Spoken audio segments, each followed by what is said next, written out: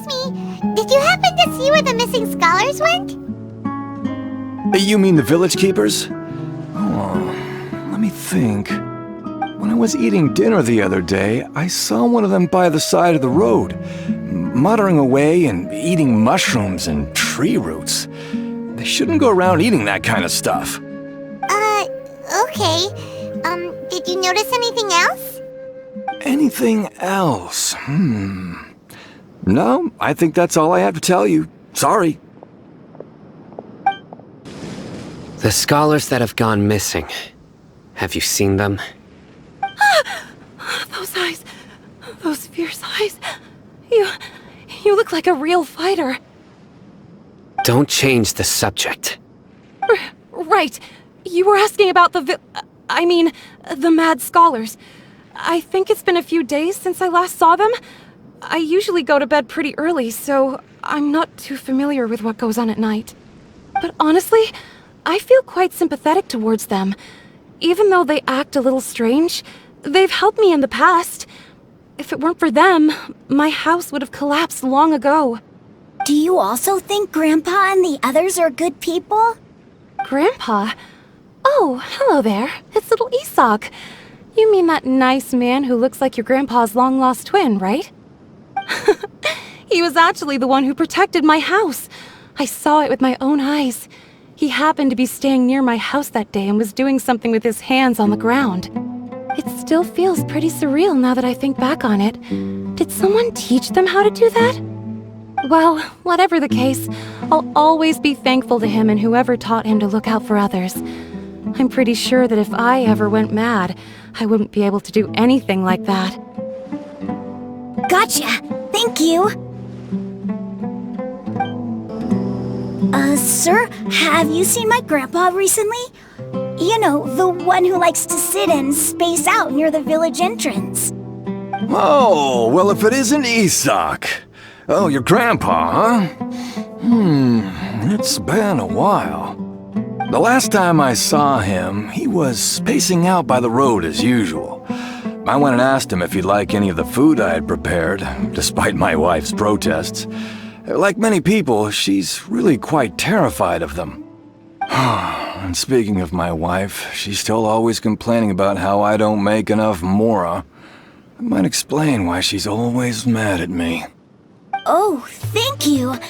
Thank you for taking care of him. It was nothing. You're looking for him, right? Did he go for a walk and get lost? Yeah. Oh, that's no good. Well, once you found him, come by my place again and I'll cook a little something for the both of you. I've known you since you were very young, so as far as I'm concerned, you're family. Please feel free to come by anytime.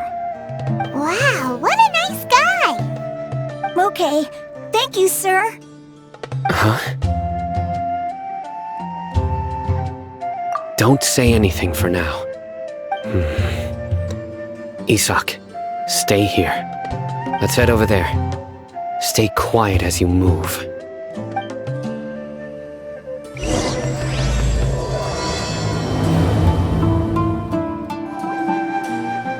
Listen, see if you can make out what they're saying.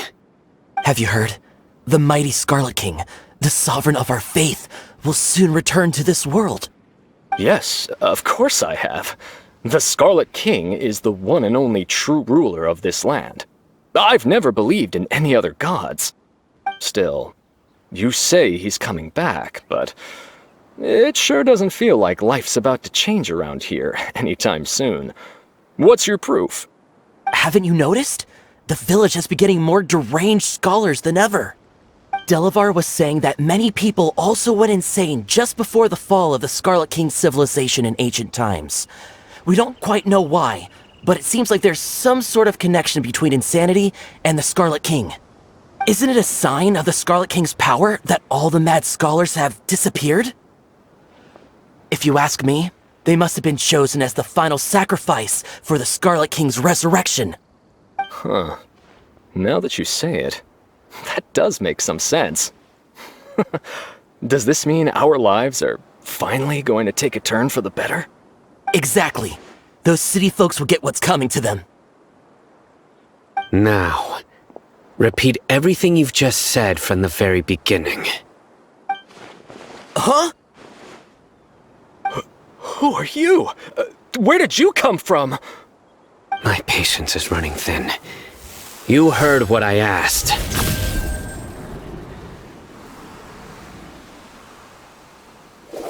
Yeah! Bro, this guy's something else.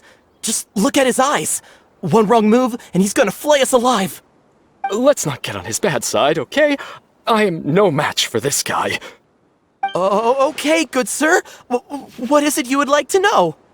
Tell me about the Scarlet King's resurrection. Well, I only know a few things from hearsay.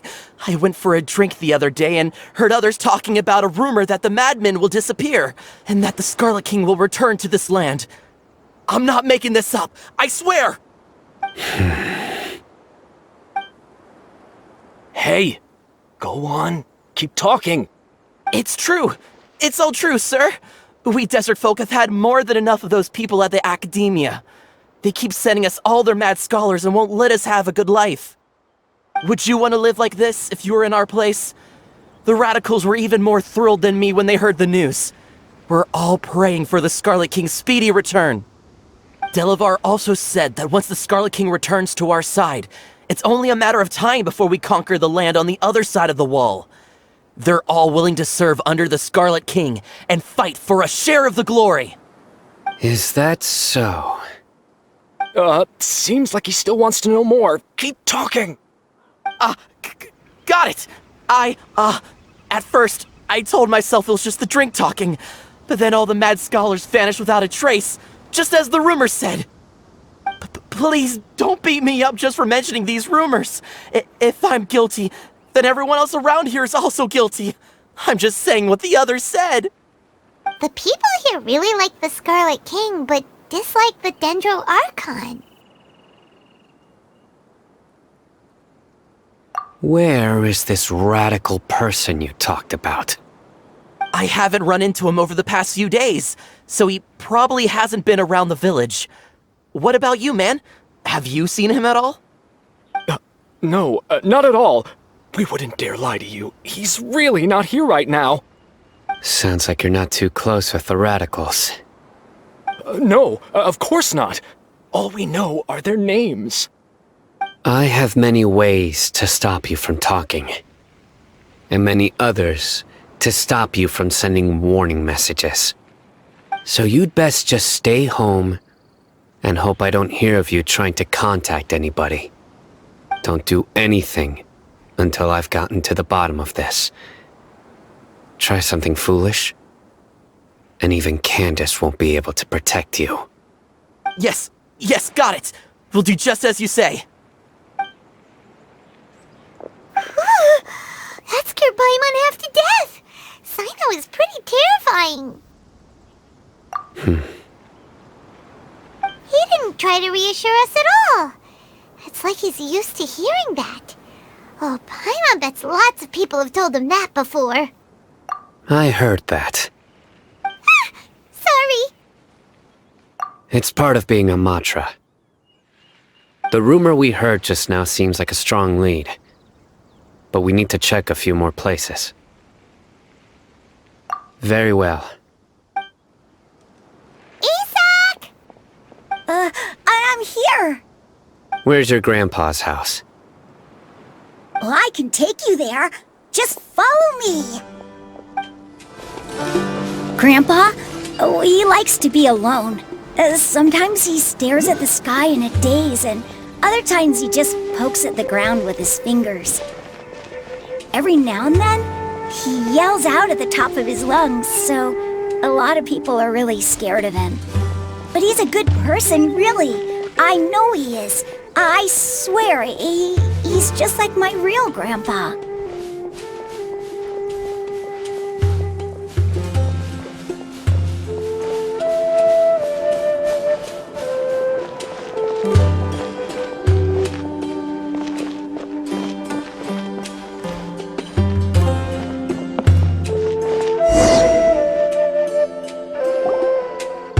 This is where Grandpa usually stays. There sure isn't much here. No. Incense? Please don't say it's the same one as before. But are you okay? Are you getting dizzy or need to lie down? There's a scent that you can sense, but I can't. A certain traveler here once passed out from that smell. Thankfully, Tighnari saved the day. And then he gave us a long lecture to explain all about how it worked. So, you know Tighnari? Huh? You know him too? Are you two friends? Yes. Now that I concentrate, I can also make out the scent of incense. Wait, surely Tighnari didn't lecture you too? No. No need. Did you first encounter this scent at Tighnari's house? In the forest.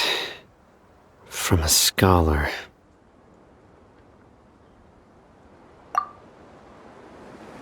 Oh, where did Grandpa go? Please come home, Grandpa.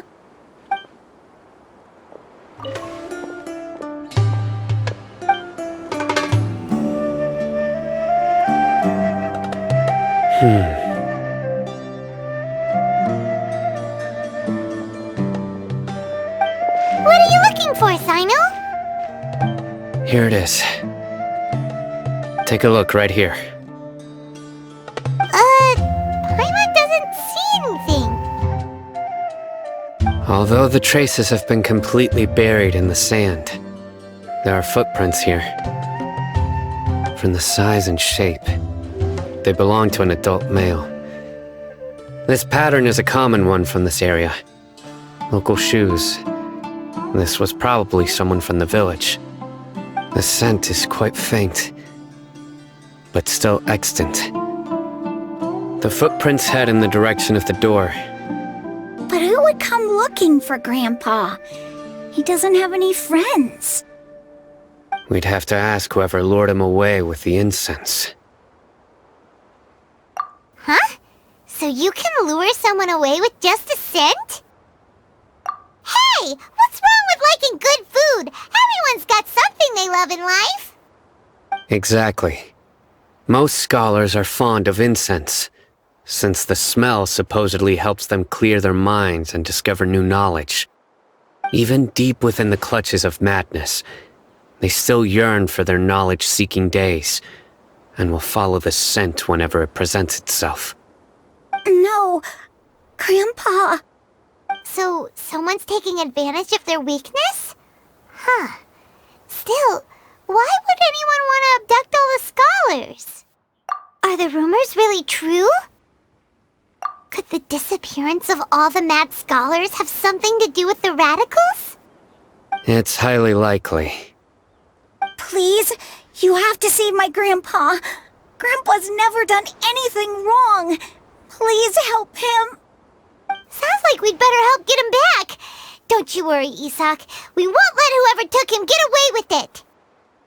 Let's head to Aru Village and inform Candace and the others about what we learned here. After that, we'll set off to find the scholars.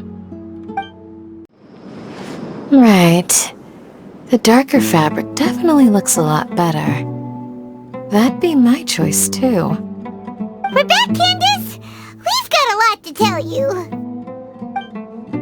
Ah, welcome back. Sounds like everyone's friends already. Oh, Dia's here too!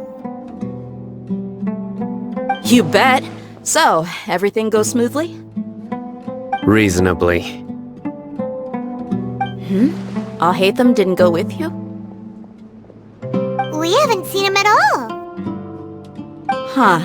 I saw him around the village entrance earlier and figured he was investigating with you. I guess he must have gone off on his own. Did you find out anything useful?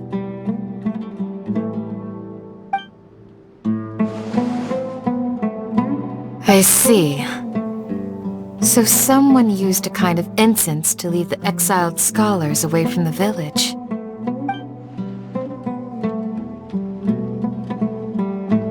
The resurrection of the Scarlet King? First I've heard of it.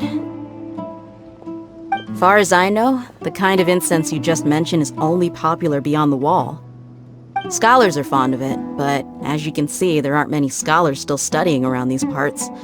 No seller would be able to make a profit here. Not to mention, making incense is a labor-intensive process. You won't see anybody in the desert with the patience to make or sell something that requires that kind of effort. It seems someone from beyond the wall must have been supporting this. Makes sense.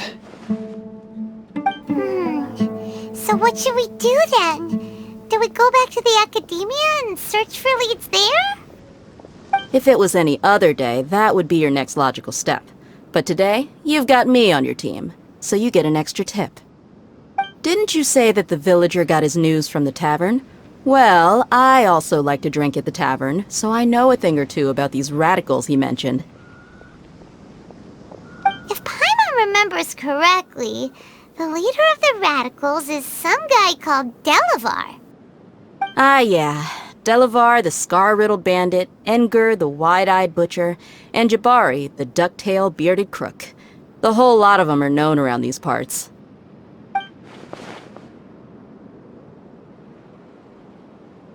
These guys have one thing in common, and that's being broke. The rougher life gets, the more they want to believe in the Scarlet King. Way they see it, the Scarlet King's resurrection is their only chance at overthrowing the academia. Throwing all of Sumeru into chaos is the only way to change the way of life here in the desert. Anyway, that's my guess why they've chosen to become radicals. Tia! You're amazing! You really know this place inside and out!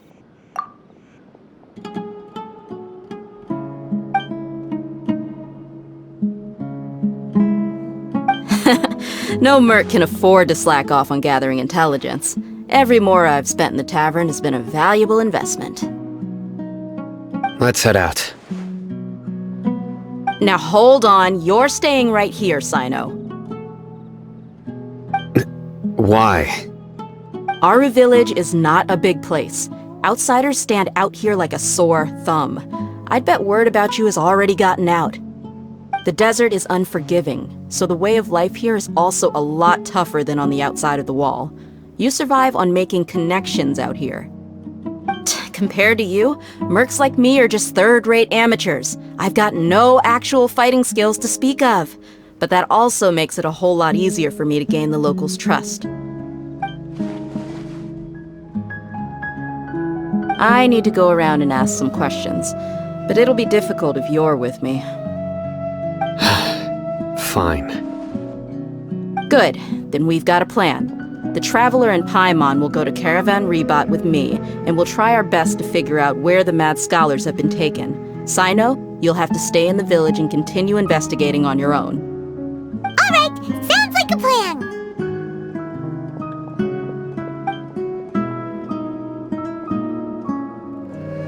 Sino, please don't take offense. I'm sure Dia just wants to help everyone solve their problem as quickly as possible. That's why she can be so straightforward at times. I don't mind. Ah, I see. Well, from the way you were staring out into the distance, I thought you might have been mulling over Dia's words. No, I'm used to being treated that way. It's natural to fear strength. I take no objection to it. Well, here we are again! Sounds like you're starting to get familiar with the area. Paimon's amazed every time we see the wall of Samiel. How can a wall this tall even exist? It's almost unreal. I know what you mean. I had the same question every time I walked this way when I was a kid. Also, why is this high wall here? And can a wall really block sandstorms? It was only after I grew up that I realized the wall of Samiel isn't just there to keep out the sandstorms. It serves a more important purpose, keeping out people like us. Sumeru is run by wise and mighty sages. To them, us desert dwellers are nothing but tools that can be used and discarded at their whim. We're cheap labor, like livestock, but easier to control. Nothing more. Even if a child from the desert got the chance to obtain an Akasha terminal, almost all their requests for knowledge would be denied. The academia believes we're underserving. Geniuses like Sataria are 1 in a million. The other children never get a single chance to try and rewrite their fate, even though the academia knows very well that we're humans, just as they are. That's terrible. I would tear down this wall with my own hands if I could.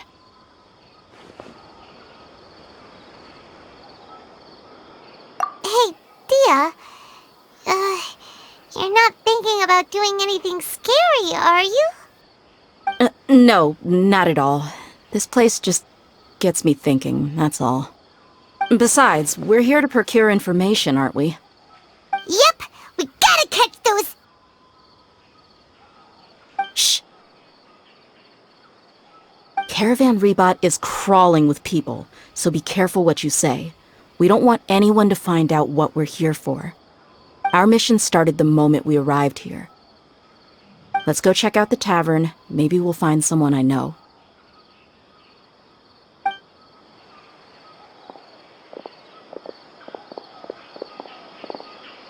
Just our luck. None of them are here today. You mean, you don't see anyone you know? Dia, is that you? What a coincidence. You here for a drink too? Zaki. Finally, a friendly face. Oh, and who do you have with you here? Guests from another land? Hello! I'm Zaki. Dia's, how would you put it? Drinking buddy? We've had drinks together a few times. You could say we go back a ways. Anyway, as far as my friends here, they aren't too shabby, are they? You rarely see any Outlanders so friendly and respectful nowadays. Absolutely. Much better than those people on the other side of the wall. So, Dia, are you looking for someone? Yeah. Have you seen Engur, Delavar, or Jabari recently? Of course I have. Matter of fact, we were all here drinking together just a few days ago. I've got a spice trading deal from another nation.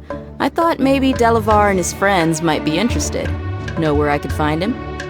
Ah, how thoughtful of you. Then I assume you also know that Delavar's been having a hard time making ends meet these days, so you came here to help him out? Hey, keep it down. Let's just say I prefer to keep this deal a secret. Y'all at Caravan Rebot are like family. If there's more to be made, why not do it together? Besides, Delavar and his friends have muscle. They'd be a good fit for escorting the goods. Yes, how considerate of you. Delavar's my friend too, so of course I can take you to him. Come with me.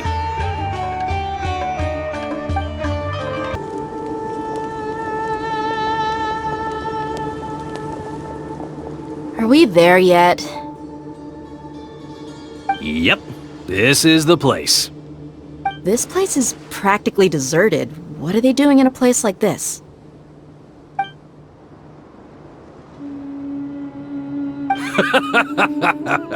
Why don't you take a guess?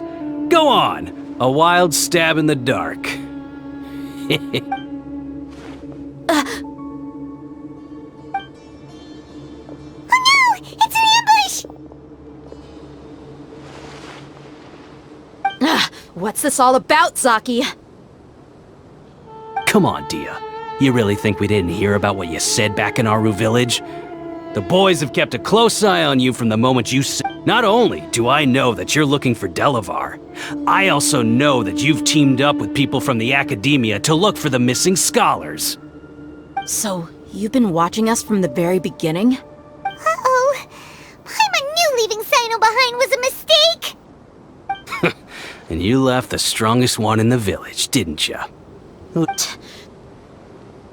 So you and Delavar have been partners all along. Dia, I guess it's only natural for a traveling mercenary like you to be out of the loop. Those of us who hang around the tavern have stronger bonds than you think. But you got one thing right. We're all looking forward to an uprising in Sumeru. There's nothing more we'd like to see than the desert folk overthrowing the academia. If that's the case, then I'm sure Delavar wouldn't miss a second of it. I'll be honest with you, if it weren't for what you said in the village, your little monologue about the Wall of Samiel would have convinced me that you're one of us. Delavar. And Engar, you're here too, huh? Long time no see, Miss Mercenary. You should have known the traitors are what us followers of the Scarlet King despise the most. Dia, I thought that you, a fellow desert dweller, would understand that the Scarlet King is greater than the Dendro Archon. Little did I know, you don't deserve to join us. Yeah, gee, what a missed opportunity. Adopting radical views and kidnapping innocent scholars, all because of some baseless rumors. Anything else I'm missing out on? See? There you have it. Mercenaries are just a bunch of faithless scum with only one thing on their minds. Mora. Pathetic. You're all like a pack of street rats. You're not wrong.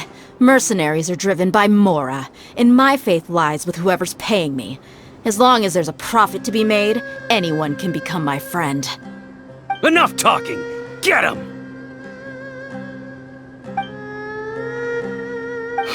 Just as I expected. Let's teach him a lesson, traveler. Impossible! How could you? So, what do you think about your meticulous network now, Zaki? How did you say it? It's only natural for a traveling mercenary like me to be out of the loop. I'm guessing your informant told you that I'm just an incompetent merc with no real fighting skills, correct? I mean, that is what I said after all. And of course you would believe everything he reported. The only thing you know about me is that I'm a mercenary, but you've never seen me in action. Even though you heard we went to handle monsters together, you believed that Candace was the only one doing all the real fighting. That so-called Flame Mane is just a fraud. She admitted it herself. She just uses her connections to gain the trust of others. That's what you thought, right? Ugh. You lied in the village because you figured that we'd have people watching you. And you were stupid enough to fall for it. I figured as much the first time we drank together. You all thought you were so smart. Pathetic. Okay, that should be all of them. Whoa! So you've been planning this since we were in Aru Village? No task can be done without preparation. I just happened to notice a couple suspicious-looking people while you were out investigating. Oh, but instead of catching them right away, you let them report back! Those two who were snooping around were just a couple small fries. If we want to get the real catch, we have to be patient and give it some time. Oh, you mean the funny name she mentioned back in Uncle Ampu's house? The wide-eyed butcher, scar-riddled bandit, Paimon can't remember them all. That's just a bunch of drunk talk. Engar and Delavar like to talk themselves up when they're drinking. Engar, the wide-eyed butcher, and Delavar, the scar-riddled bandit, are the nicknames they came up with for themselves. Alcohol has a way of making people share what they really think. So Engar and Delavar are always rambling in the tavern about how the Scarlet King is a superior deity. What about Zaki? He's just a numbskull who fell right into our trap. Zaki was probably the best hidden of them all. My initial plan was to find Delavar first, and then try to track him down. That's what you wanted to ask when we were at Uncle Anpu's house, right? Jabari's one of the villagers you talked to. You know, the one who wanted to treat Isak and his grandpa to some food. Wait, so he's a radical too? No, he isn't. I just needed to tack on a random villager name to make the eavesdropper think that I was making some wild guesses based on my impressions. Wow! What a genius idea! Well, that's an expert mercenary for ya! Ah, you're too kind. It was straight from the usual playbook, if I'm honest. So, that thing you were saying before before. Is it really true? About what? About how mercenaries only care about Mora, and that anyone's a friend as long as there's a profit. Does that bother you? What makes you so sure? Dia, do you dislike the Dendro Archon like the other desert folk? You two are pretty sharp. No, I don't have anything against the Dendro Archon. I've heard a lot of nice things about the Lesser Lord from Dunyarzad. I can understand her devotion and gratitude. Dunyarzad's just an ordinary person. There's no way a god would be so involved in the lives of everyday people, unless they were truly compassionate. I've begun to realize that the sages are behind everything that's happened recently. The radicals' blind belief in the Scarlet King, making the Dendro Archon out to be an enemy. It's all the Academia's trickery. But I see through it all. And unlike them, I can never be hostile towards anyone who's never done anything wrong. Dia. Anyway, looks like we're done with business here. Traveler, lend me a hand. Let's tie him up and bring him to the village.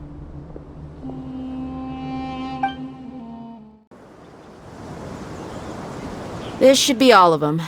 I'll let you take it from here. All right. I'll be in touch. Until then, please stand by. Candace, do you need any help?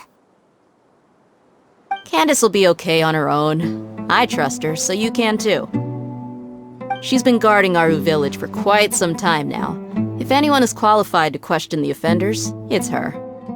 While I'm questioning them, why don't you pass some time by exploring the area? I'll meet you back here tomorrow morning, Traveler.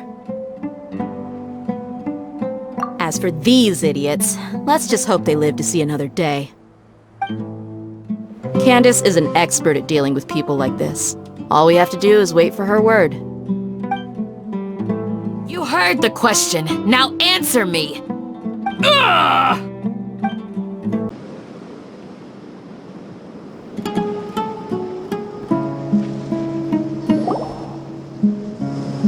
Hey, Dia! Right on time. We'll know any moment now. Paimon's been wondering. You seem to know Candace pretty well. Have you been friends for a long time? We've known each other for some time now. She's a pretty interesting person. Even though she's an extremely strong warrior, she never misuses her powers against others. Oh, Paimon knows what you mean. Like a lot of martial artists say, never take the fight outside the ring. Yep, I guess you can put it that way. It takes strong convictions to be as dedicated as she is, and shoulder that kind of responsibility.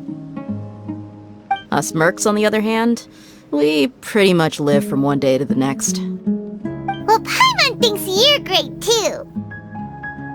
Really? Thanks for that.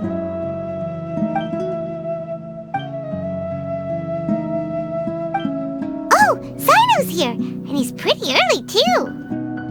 Yes. I was here yesterday to help out a little. To help out? By doing what? Sharing some interrogation techniques. Oh, you mean you taught Candace some more persuasive methods? Right. Come on in, everyone. Come on, let's go inside.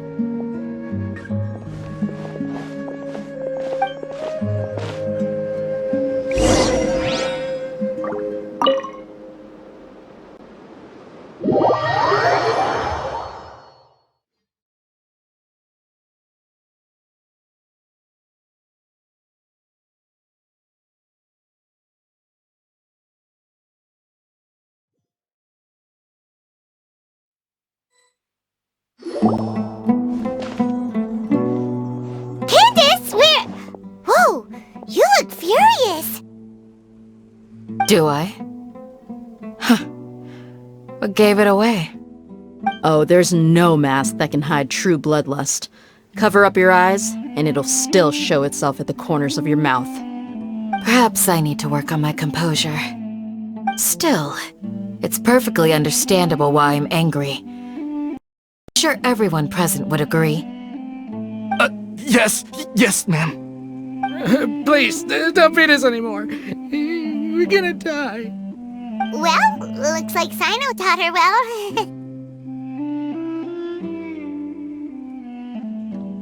You fear death yourselves, yet you do not hesitate to place the lives of others at risk. The absurdity is mind-boggling.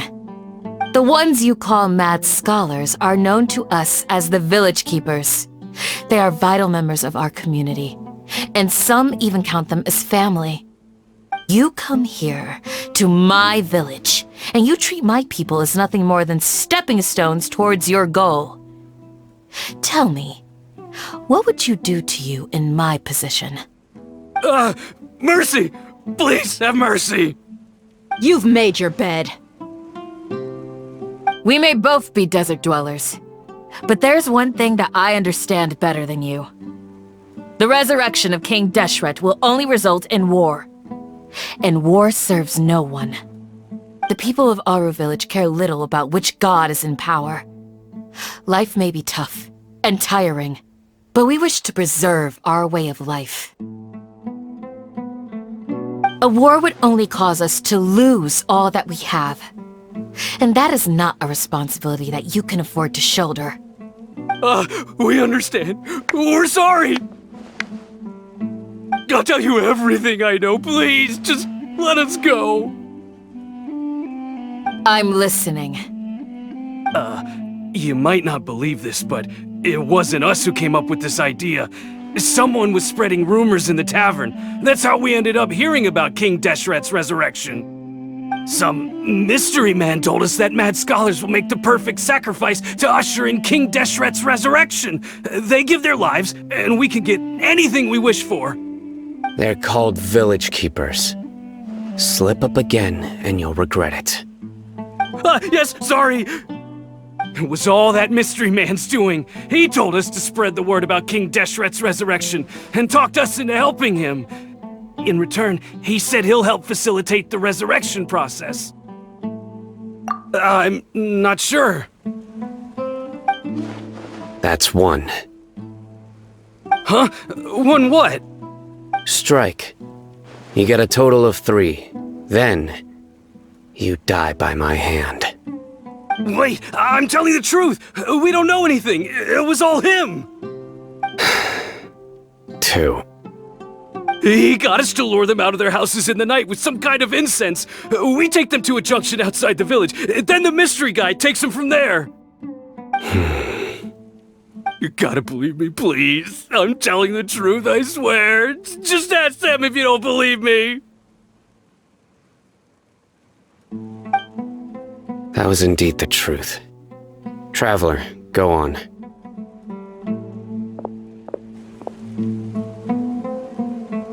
You have to believe me. If I knew that, I would have told you his name right away. I'm not risking another beating to keep his secrets. No way. That guy, he wears a cloak, and he's always careful to cover his face. He calls himself King Deshret's envoy. I believe I may know what's going on. Uncle Anpu? What do you mean?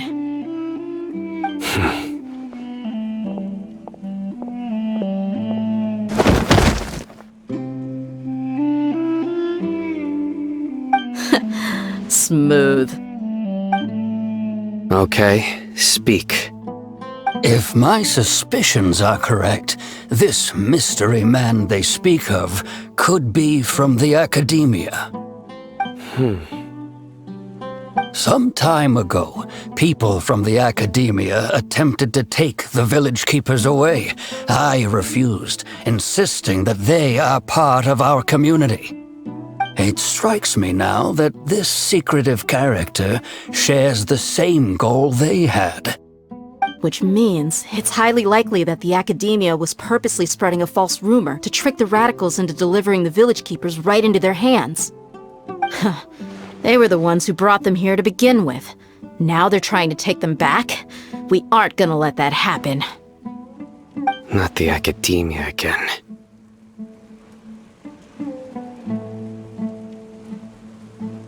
Just as I thought. But what could they want with the village keepers? People are nothing but tools in the eyes of the academia. A change in their plans likely means they found another way to exploit the scholars. Regardless, our top priority now is locating the village keepers. You're right. Isak is still waiting for news on his grandpa. Time to go. Let's leave the village and try to track them down. Yes. Pack up and get ready to leave. You got it. Candace, I'll let you deal with the radicals. Leave everything outside the village to us. All right. Let's meet back here once everyone's ready.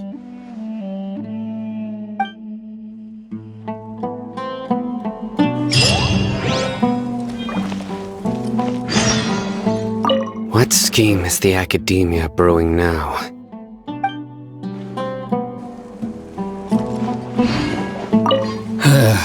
I just hope everyone's all right.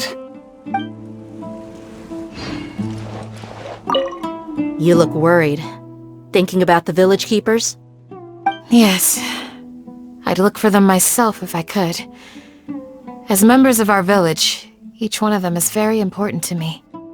You have a strong sense of belonging here. I guess I'm the opposite. Mercs are stray dogs, wherever they go. Dia, don't say that. You can be a part of this community too. Thanks. I'll let you know when I feel like joining.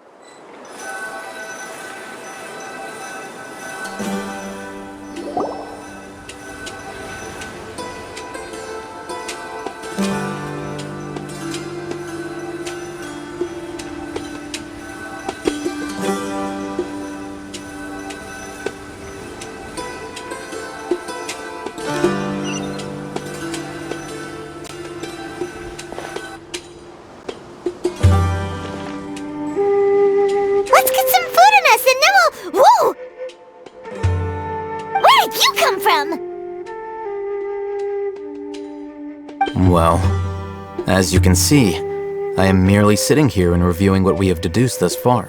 You were gone for ages! And now you're suddenly sitting here musing to yourself? Where have you been anyway?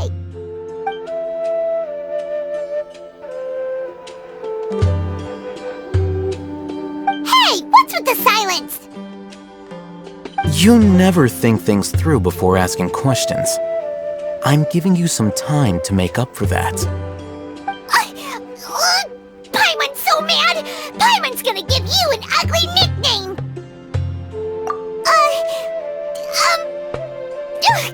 Never mind! Paimon's got nothing.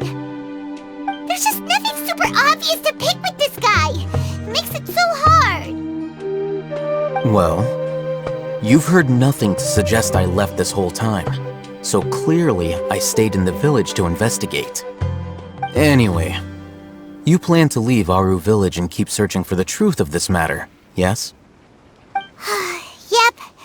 We're not gonna find out anything more by staying here, so we thought that we might as well take the search elsewhere.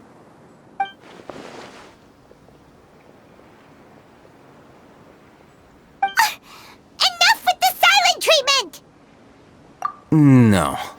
I'm just surprised that you decided to team up with him. Al-Hайтам. You haven't helped us out at all ever since we arrived at Aru Village. Bold of you to question our choices. Yeah, you're all talk! While you were investigating, I had my own work to do, which I've now finished. Really? Paimon doesn't believe you. To be honest, we aren't really a team, so I have no obligation to inform you of my whereabouts. Not to mention that going separate ways allowed me to find some important information that you all had missed. Huh? Right here in the village? Correct. What did you learn? I'm going to take you to someone. But, before that, you need to understand where she's coming from. What does that mean? How do you think the residents of Aru Village feel about what we're doing?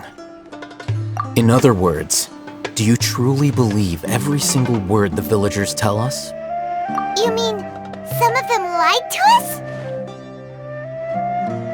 Hiding the truth does not necessarily equate to lying. Again, these people have their reasons. Remember what Gandis said? Most people in Aru Village don't necessarily care which deity is in charge of Sumeru. That's because whether King Deshret or the Dendro Archon has power is of little significance to them. By contrast, the perils of their daily lives are ever-present concerns.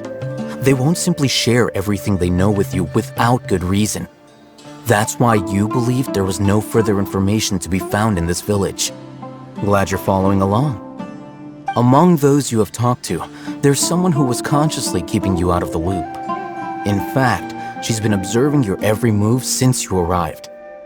The reason being, to someone who only wants to live their life in peace, any external factors introduce unpredictability into the equation. Those eyes. Those fierce eyes. You look like a real fighter. Don't change the subject. It's quite obvious that she's intimidated by Sino's authority and strength. Right. You were asking about the mad scholars. She corrected herself mid-sentence because she's aware that there are King Deshret fanatics in the village. If she sounds too friendly towards the village keepers, she could easily make herself the radicals' next target. I think it's been a few days since I last saw them. I usually go to bed pretty early, so I'm not too familiar with what goes on at night. Remember? She made a point of denying her involvement in anything that occurs at night. But honestly, I feel quite sympathetic towards them. Even though they act a little strange, they've helped me in the past. If it weren't for them, my house would have collapsed long ago. After speaking to the village chief, it became clear that the village keepers had protected Aru Village at night. In other words, the young miss was very much awake during that time. Then, why would she lie? By getting involved with an outsider, she risks drawing unwanted attention to herself. As for why she might be so wary about all this, maybe you should ask her. I'll pass on this one. You said that she is afraid of me. If so, it's best if I stay out of this. We're on it!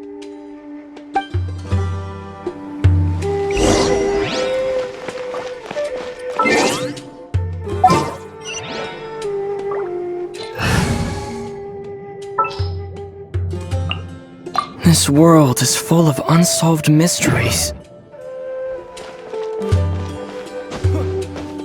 Scatter! Into the wind!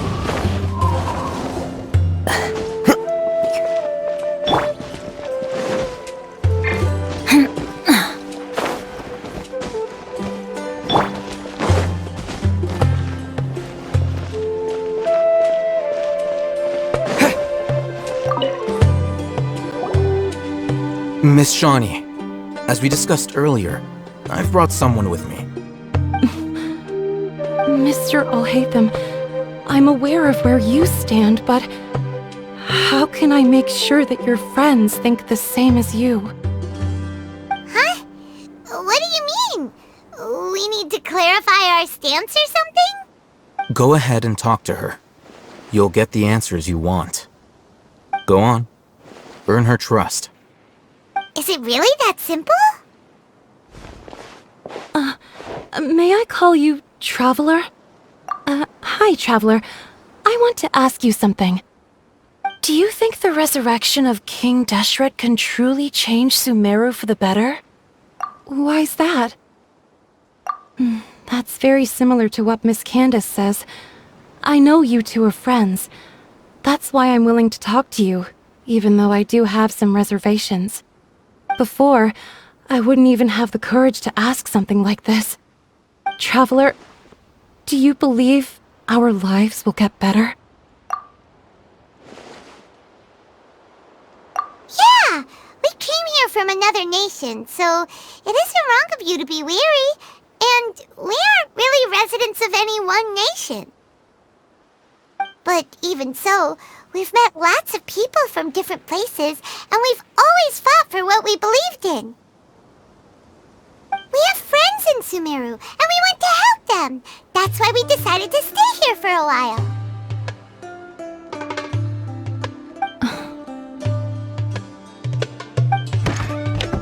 I want to trust you. My apologies for posing my questions like that. To be honest, I didn't expect you to come back for more information.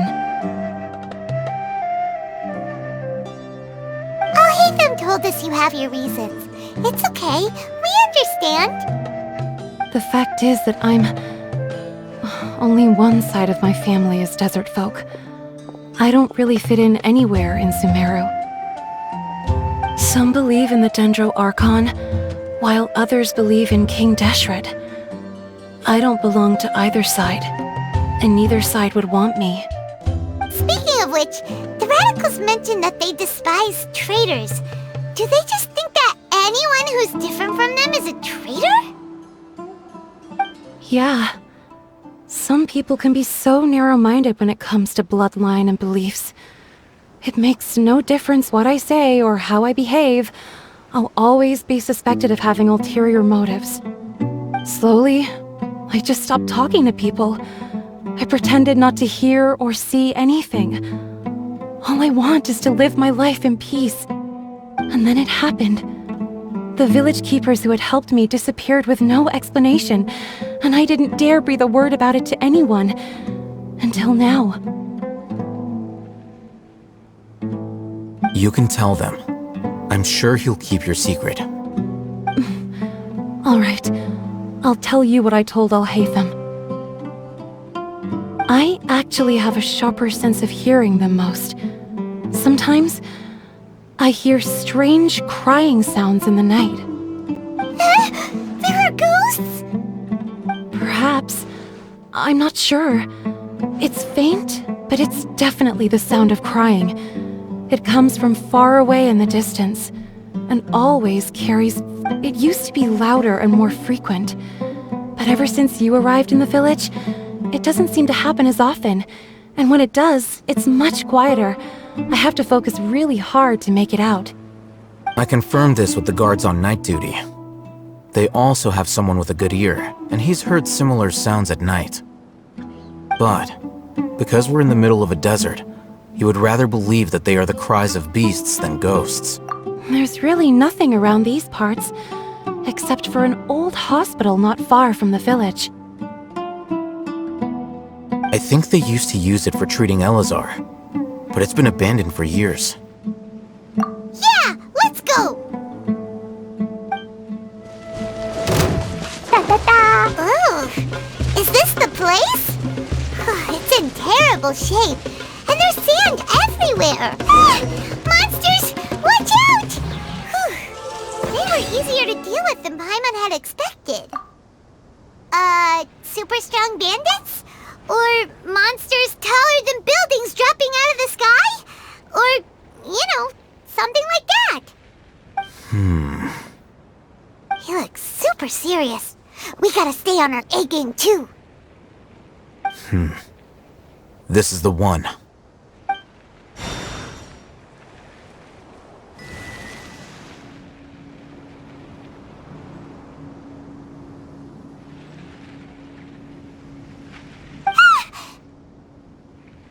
Let's go in and take a look.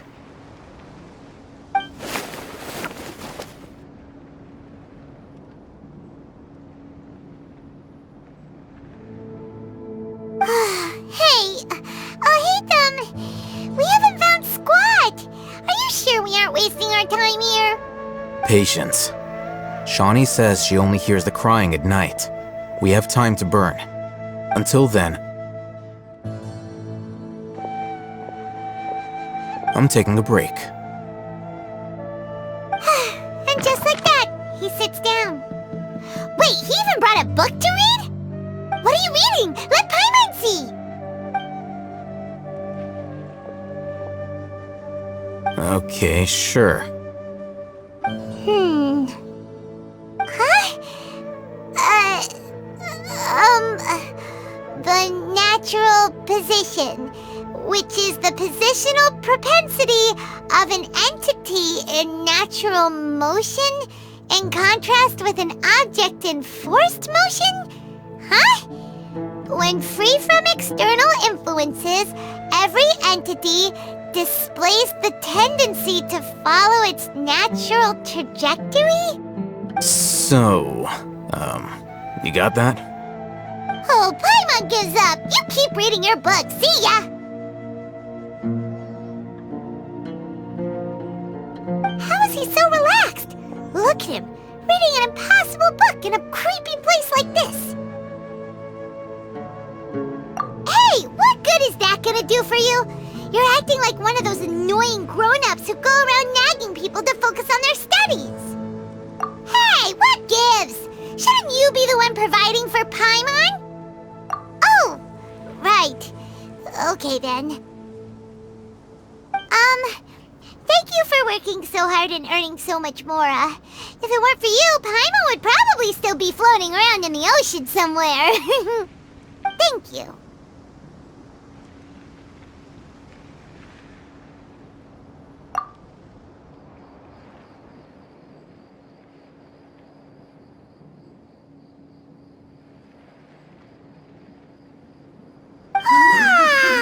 Paimon's getting so sleepy. Huh? What was that sound? There it is. It's coming from that direction.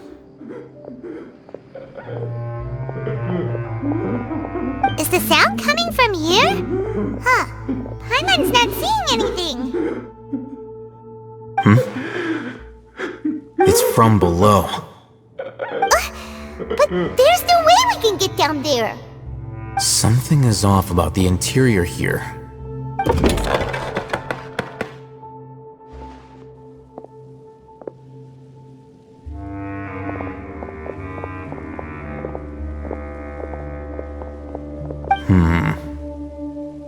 As I thought, there's a hidden structure. Wow. It's like they tucked another hospital into this one. Oh, it looks like there are other mechanisms around here. Let's keep exploring.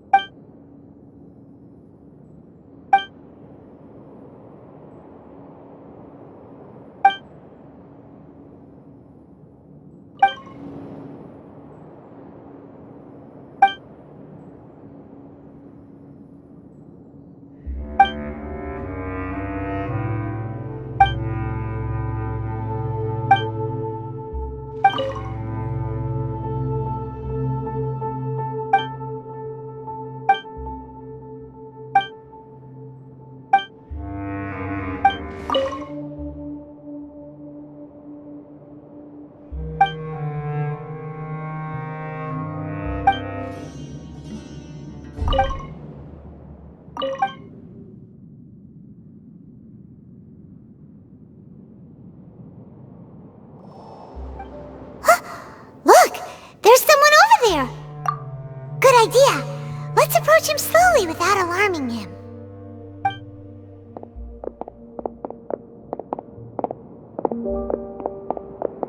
Wait.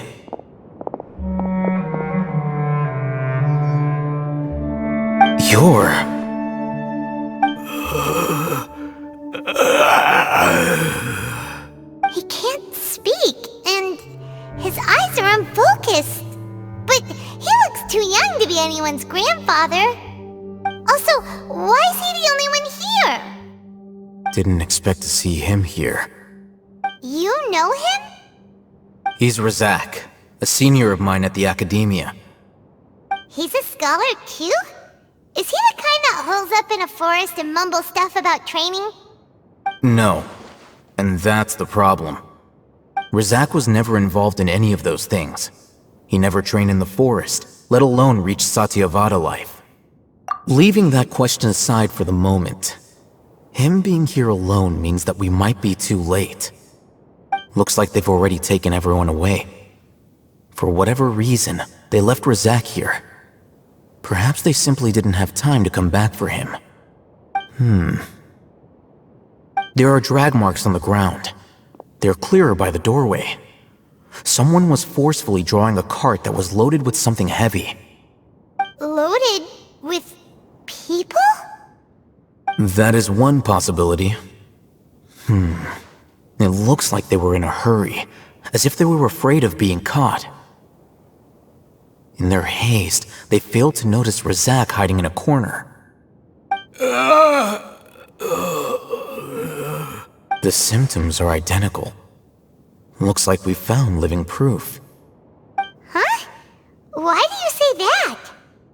Allow me to jog your memory. Recall your time at Port Ormos. Don't you think his symptoms look familiar?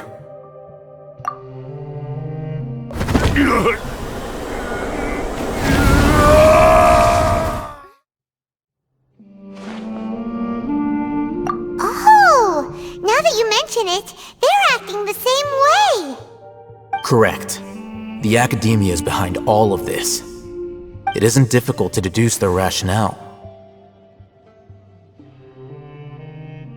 First, the Academia spread a false rumor of King Deshret's resurrection, emphasizing the role of the village keepers, the mad scholars who were exiled to Aru village.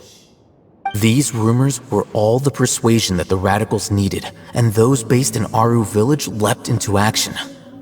Unbeknownst to them, of course, through rounding up the scholars, they were actually helping the Academia. As well as being able to exploit the radicals for their own ends, this scheme has one further advantage to the Academia. All the risks and responsibilities are offloaded onto King Deshret's followers. Life for the desert dwellers has been brutal ever since King Deshret's death all those years ago. Beneath the surface, feelings of desperation are widespread. Many would give everything they have for the prospect of something better. Anyone looking to exploit that for their own ends simply needs to make a few empty promises. Even if complications arise, people will see that those involved are all followers of King Deshret and look for no further explanation than differences of belief. A deep-seated mistrust of the desert and everyone in it by the rest of Sumeru will make sure of that. The notion of an Academia plot wouldn't even cross their minds. It may seem like a simple strategy, but it is able to work wonders under Sumeru's current circumstances. Oh, that makes a lot of sense. It's in line with the village chief's theory, too. But there's still one very important question. Wasn't it the Academia that brought the scholars to Aru village in the first place? Why does it want them back now? Throughout this process, one thing has changed. The scholars' identity. First, they were scholars. Then, they became lunatics. After that, they were exiles.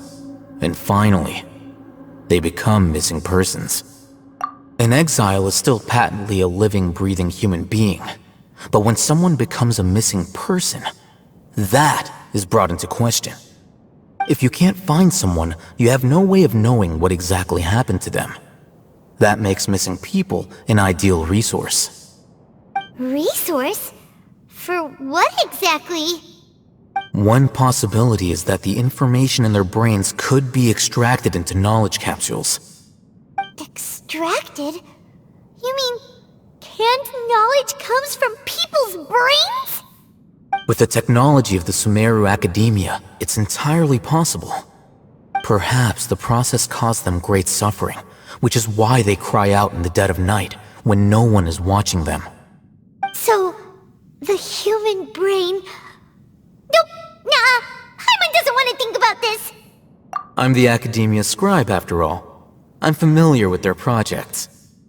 Anyway, judging by Razak's state, the contents of a divine knowledge capsule were extracted from his mind, but something went wrong in the process. Or perhaps, his curiosity got the better of him, and he used such a capsule for himself. Paimon's a little confused. Can they just use anyone's brain?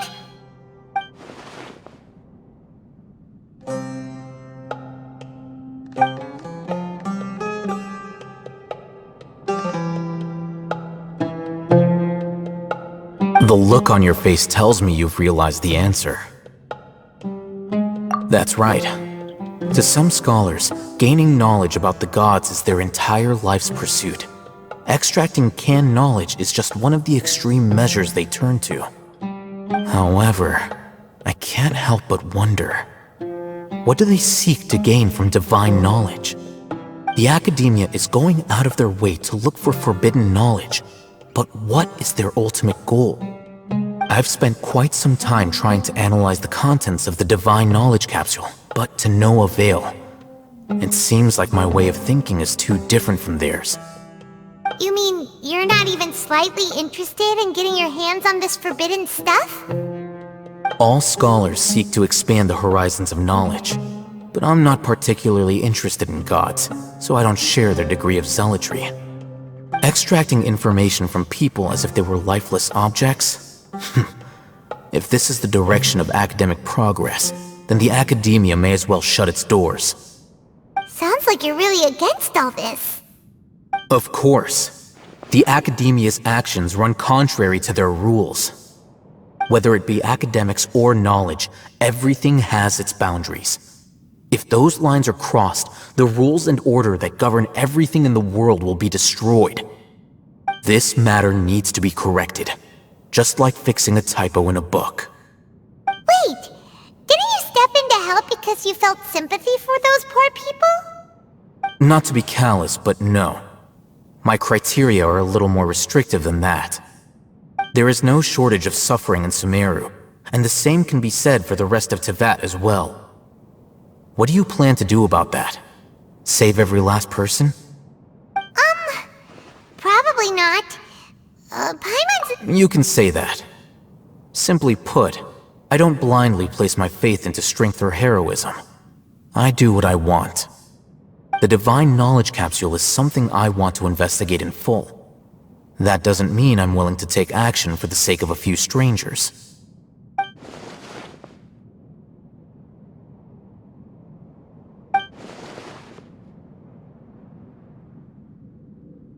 Paimon's been wanting to say this for a while. There are a lot of bad guys in the Academia, but you're not one of them. You're their weirdo. You're probably right. Though I must say, I quite enjoy this feeling of being the odd one out. Uniqueness is also an asset, is it not? Wow, that's a great way to think about it. Paimon's really impressed. If only Miss Shani had a similar mindset, her life would definitely be a lot easier. I'm just a more likable person than her in general. There's nothing more to it than that.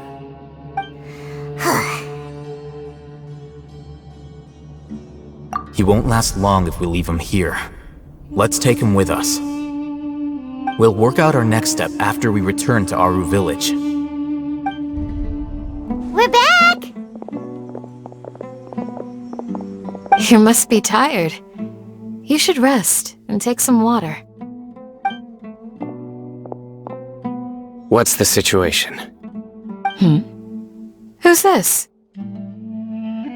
Unfortunately, somebody who's too young to take on the role of Isak's grandfather. Nevertheless, he's one of the people we're trying to find.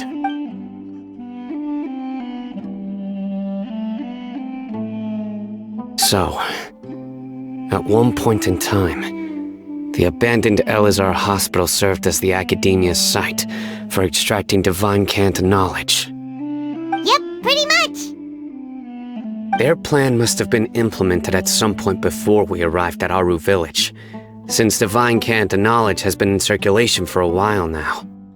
Yet, they fled once we were headed to the village, almost as if they knew we were on their trail. Why is that? Yeah, why is that? We may have a mole in our midst. One of us could be secretly revealing our whereabouts to the academia.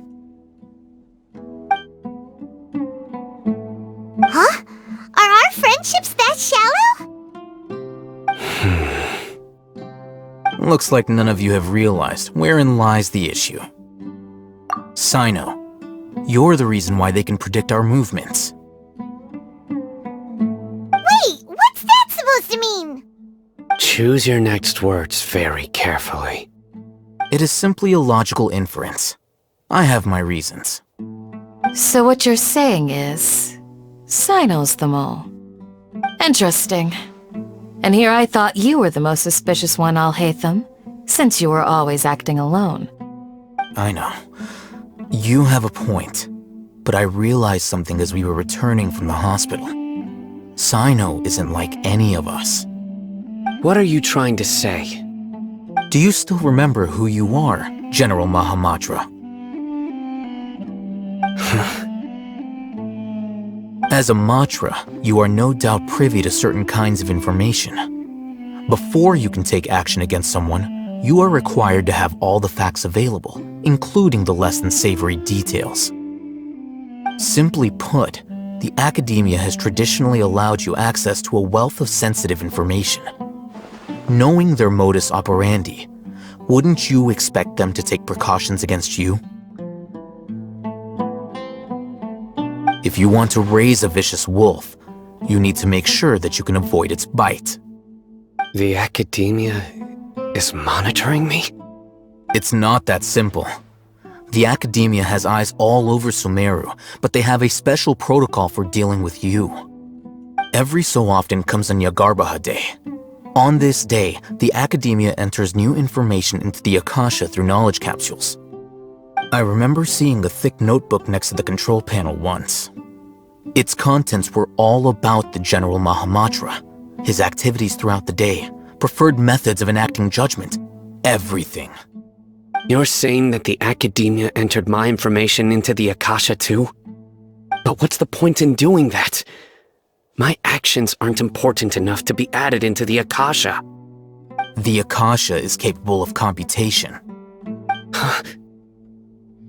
The Akasha's algorithms are entirely capable of predicting your movements using the data entered. When you would depart, the route you would follow, your destination. It knew all of this. It predicted my every move. The academia has been watching you longer than you think. However, the fact that you resigned is proof that their suspicions were well-founded. So that's how it is. Sino adheres to his principles so strongly that he's actually a thorn in their side. Tenacity of will and steadfast faith are worthless to the academia. They need scholars who are easily pliable and mindlessly go after anything they can profit from. Sino, don't take it to heart. This just proves how much of a trustworthy ally you are. They escaped because of me. Don't blame yourself. It's not like any of us would have known.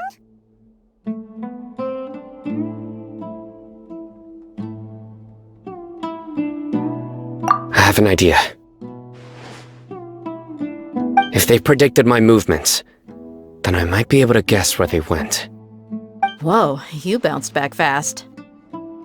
There is always an opportunity for safety after danger passes. Oh, so that's how it is! Paimon gets it now! If the academia is trying to avoid Sino, then the safest place would be... Yep, that's right! They'll want to proceed in the direction opposite of where I'm going.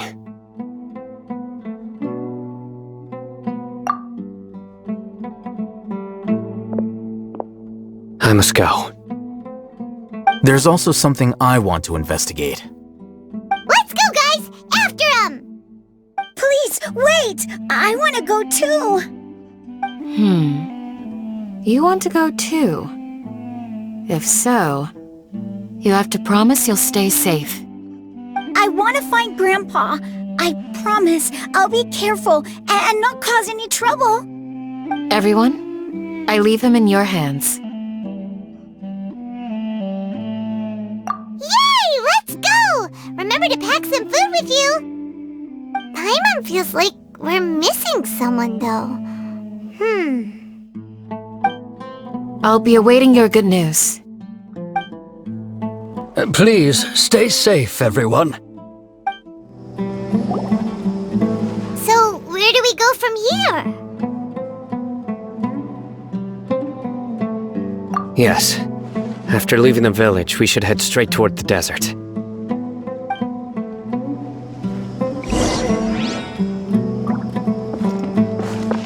I know the desert like the back of my hand. Is that because you play here a lot? Yep. One time, Grandpa almost got lost in the desert, but I was the one who brought him back.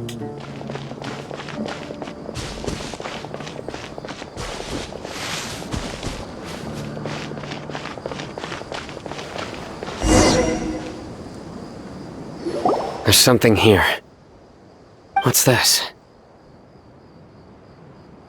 It's buried in the sand. Looks like we'll need to roll up our sleeves and do some work. And Paimon thought running around everywhere was already enough work. Okay. So, we have to dig it out?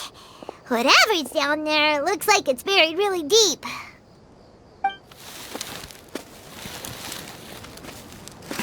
These are likely fragments of an Academia-developed device, something akin to a headset. Looks like there were more than one village keeper. They must have been escorted this way because there are device fragments scattered around here. Let's split up and search the area. Chances are that we'll find other things nearby.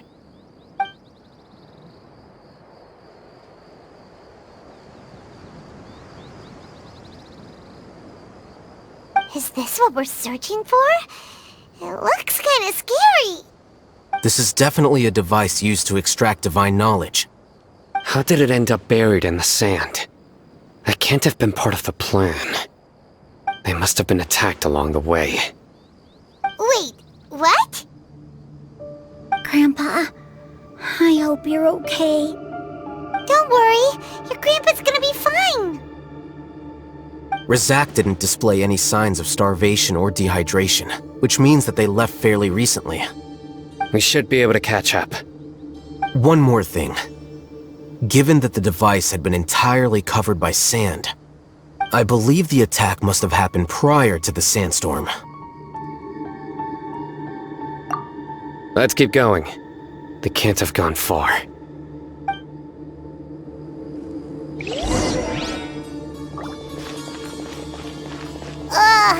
But running on sand is so tiring! But you're flying, aren't you, Paimon? Is flying over sand tiring too? Of course it is!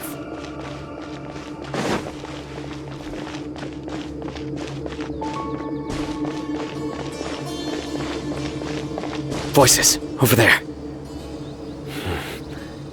It sounds like an argument. Whoa, you have really good ears!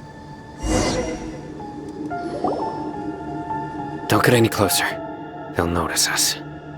Dia's talking with the Eremites? Very interesting. Let's listen in. If you had informed me sooner, there'd be plenty of room for us to... You're one of us. We would never lie. Scholars. You don't know as much as I do. Need me to... I knew it. That's our Dia. Dia? Why would you... Dia! Hey, what are you doing? Huh? Didn't you say you'd help me find Grandpa? Why are you on their side? Well, look who's here.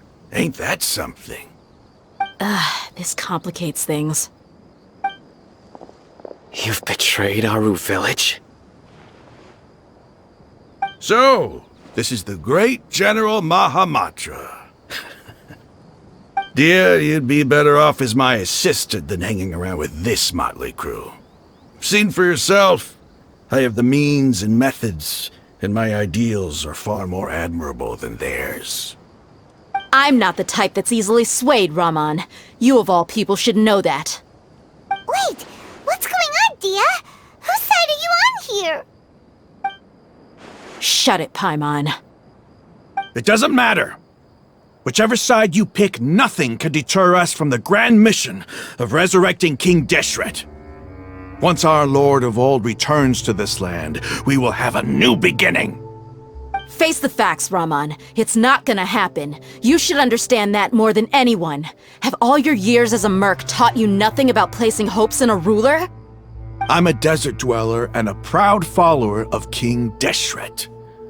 Whether I live by the edge of the sword or in peaceful comfort, my soul will always carry this conviction. It's not too late yet. The village mad scholars aren't gonna bring King Deshret back to life. You don't understand, my dear lady. Pursuing our faith is our purpose in life. Even if the chance of success is 1 in a million, we must be willing to give everything we have. Even if it'll expose you to the academia? Even if they end up disbanding the Eremites? Your Eremites, which you've worked so hard for all these years? Yes. We've waited a long time for this day to come. The sun and the moon no longer shine here. All you see now is cracks in this desiccated land. But fate has finally dealt me a hand to play against the academia. With these scholars in our custody, we'll stomp the academia's forces and fight our way beyond the wall of Samiel. Ridiculous. Think about it. The academia controls the entirety of Sumeru. Your powers are negligible in comparison. If you still don't believe me, then try asking these 2 men. They're also against the academia, but neither of them are as arrogant as you are. They look more like pawns of the academia to me. Why would I listen to anything the people of Greater Lord Rukkhadevada have to say? Filthy traitors. Your god abandoned all honor and betrayed King Deshret. We desert dwellers will never trust the likes of you. It's impossible to communicate with someone so hostile. Perhaps we should. Do you really believe that by kidnapping the scholars, you'll be able to negotiate with the academia?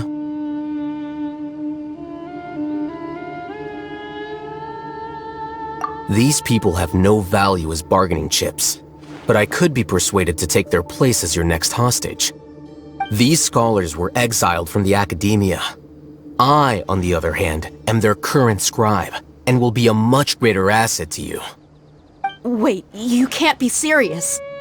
So, you want to trade places with the hostages, do you? Precisely. Any wise person would gladly accept my offer. What are you thinking? What if they decide to kill you instead? Well, that would be bad luck for me. However, I'd get the chance to observe the scholars, perhaps even find out the truth.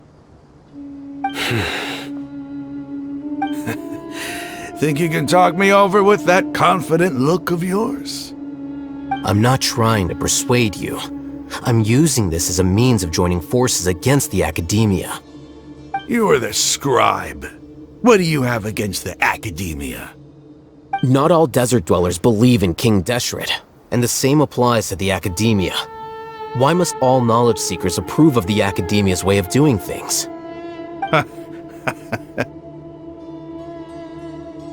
You academia scum!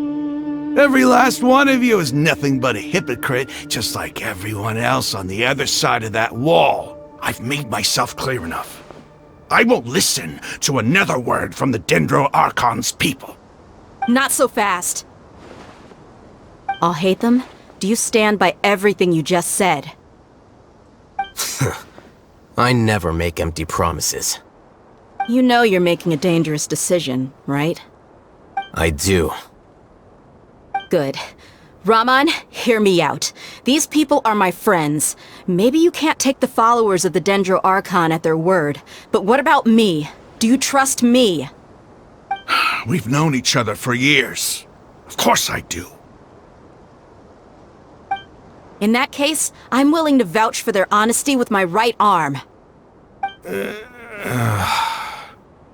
Come on, Rahman, don't be a coward.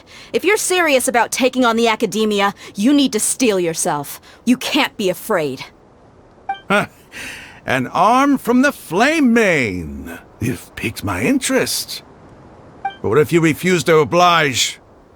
What should I do then? No one's a fool here, Dia. We're mercs.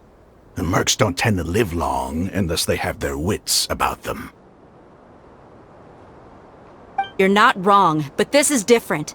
I promised my friends that we'd bring back the village keepers together. Let's do it right here then. Give me your right arm as proof of your resolve. Don't listen to him! He's not even trying to... That's fine. Are you crazy? We came here to save lives. One arm for that many people is still a pretty good deal, if you ask me. Rahman, I'm holding up my end of the deal here. You'd better not let me down. Sure. Go ahead and cut off her right arm. No!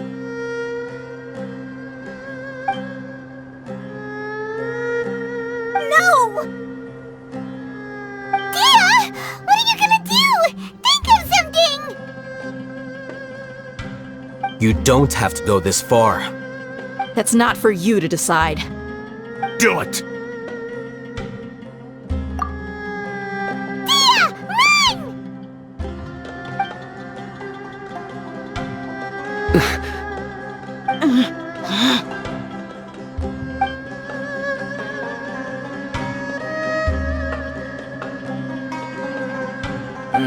Stop! What's wrong? Can't do it? Flame Mane, you and I are both desert folk. Cutting off your arm is no different than cutting off my own fingers. Where's the sense in cutting my own kin to pieces? You've shown me that you're serious. Go on now, take your friends and leave. Meet me in the desert at noon tomorrow.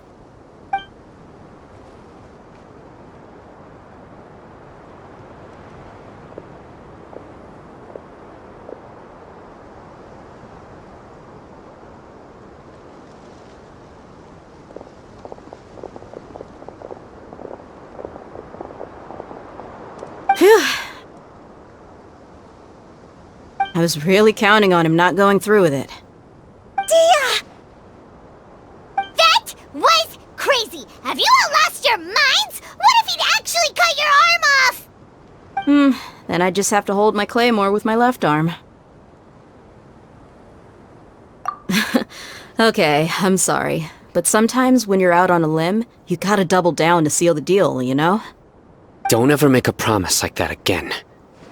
I can deal with the likes of them. If it came down to it, you would not lose to them either. I don't doubt it, Sino. But this is about more than me and them. There's a lot more where they came from. Even if we got rid of one bunch of radicals, there are others out there. Wiping them out would do more harm than good. As you wish. I'm sorry, Dia. I should have stayed put and listened. I should have trusted you. It's okay. I promised you I'd help find your grandpa, so I'll do whatever it takes. Whatever it takes? You just might be scholar material. Huh? Are you serious?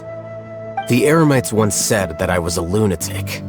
Perhaps a little madness is essential to be successful in research.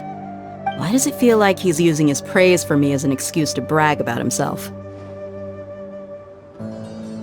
Okay, let's get moving. We should head back to the village and rest up. Today was just a trial run.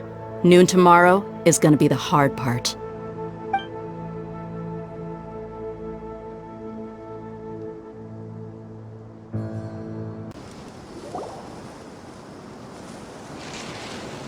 You're all here so early.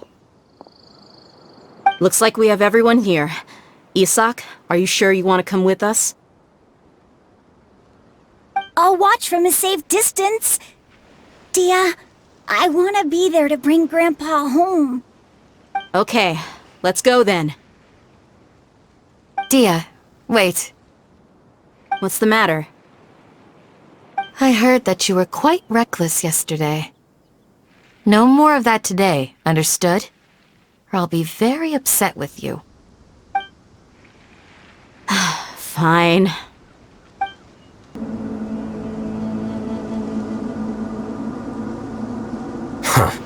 They got here before us. Uh-oh. Is it because Paimon overslept by 5 minutes and held everyone up? Is everything ready?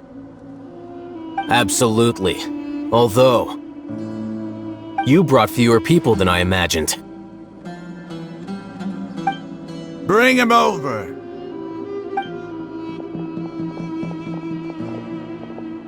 Grandpa! Why is there only one of them? Rahman, I've always thought of you as a man of his word. What's this about? It's a one-for-one exchange. Sounds fair, don't you think?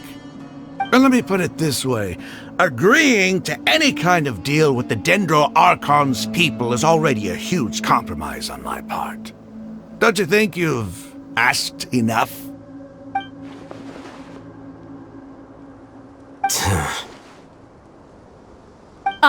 You stay right there!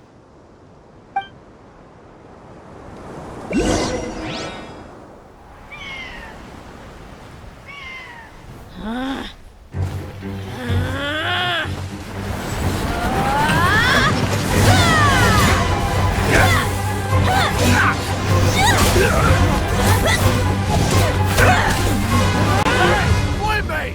What do you think you're doing? Grandpa! Don't you see this blade here? You coward! Why are your hands shaking? Wait a second! It's a earthquake! Grandpa!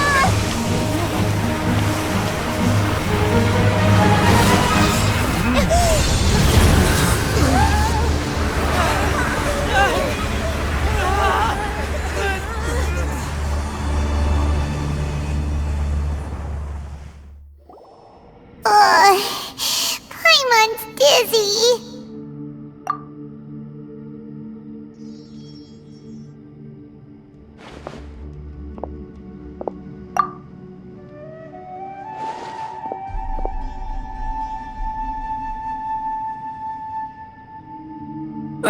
This day's going just great. What a nuisance. The sand dune collapsed. I saw an energy field. The village keeper protected us. It glowed green with dendro. Just like you said, it may well have been the remains of Lesser Lord Kusanali's power inside the scholar's body. The Dendro Archon. The present one. Grandpa? Grandpa? Oh no, he's getting confused again. Hey, look around you.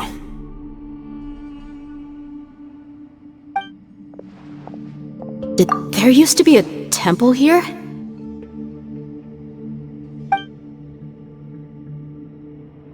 It seems that when the sand dune collapsed, it exposed these underground structures.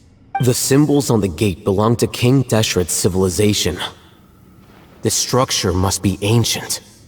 Over time, the sandstorms completely buried it and left it in the state we see now. It could have been an underground palace in the distant past. Oh, a miracle. Praise King Deshret!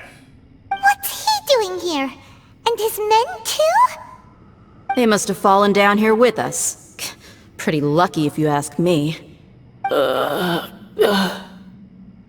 Most of them seem in really bad shape. Except for him. He got off lightly. Mind your head. No, this isn't the time for conflict. Our exalted lord has shown us the way to his sacred palace. He's not actually gonna go in there, is he? As it happens, I want to take a look inside too. What are you doing? Don't you think it's curious? 1 minute, Lesser Lord Kusanali's power protects us from harm, and the next, remnants of King Desheret's civilization appear. 2 major deities are vying to showcase their power to us. It would be a shame not to witness them both. Paimon thought you weren't interested in gods. Indeed. In my view, gods are just a higher form of living being, or creature, you could say. New discoveries are always worth investigating. Whether they have anything to do with gods is neither here nor there. Rahman, what are you gonna do about your men? I'll just let them lay here. King Deshret will take care of his people. Right now, I'm going inside. Grandpa? Grandpa? Oh no, he's getting confused again.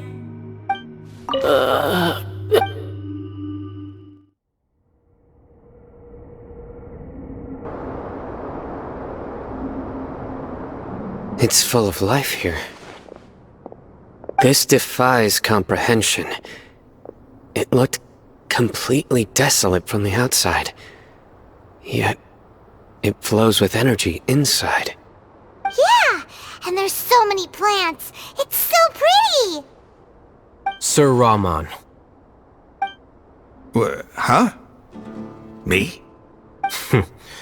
Do you see another Rahman here? Are you mocking me? What do you mean, sir?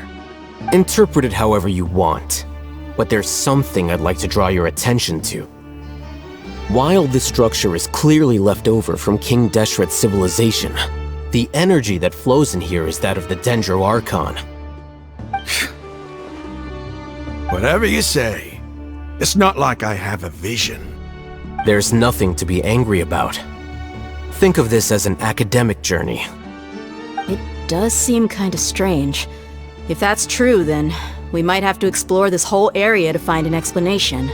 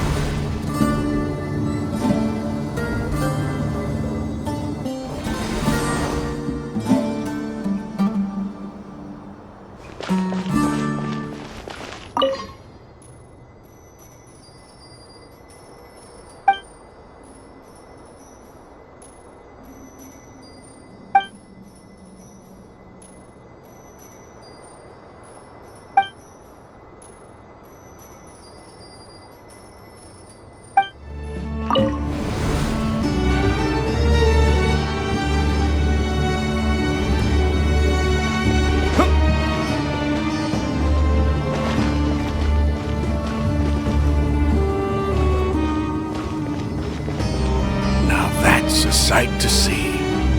King Deshret's splendor surrounds us. There's so much vegetation here.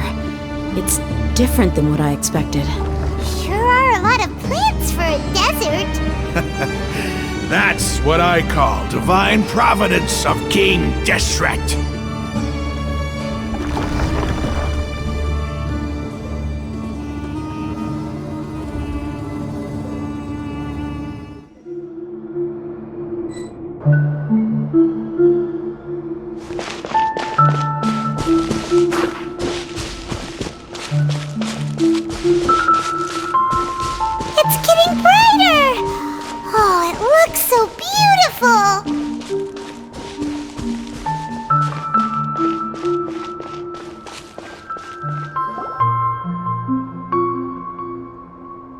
Wait. What's that?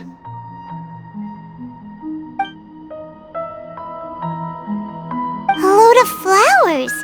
And it looks like there's something among them. These are King Deshret runes. They left something behind. Yes. It's an elegy written in an ancient script. What does it say? Here lies our faithful priest Kasala. His wisdom is a miracle among the people, deserving of high praise and admiration. You can read ancient King Desheret's script? Of course.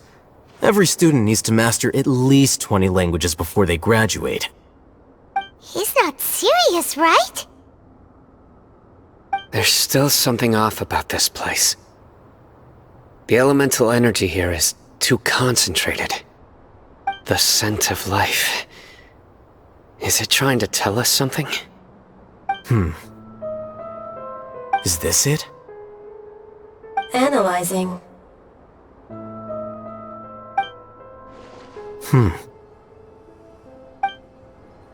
There seems to be a hidden message among these skeletal remains. Excellent. There's a device from King Desheret's civilization in this gravesite. I'll transmit the information over and project it for everyone to see. Isn't sharing knowledge against the Academia's rules? Yes. However, under the circumstances, I'd prefer you to see this for yourself. You'll understand after watching it.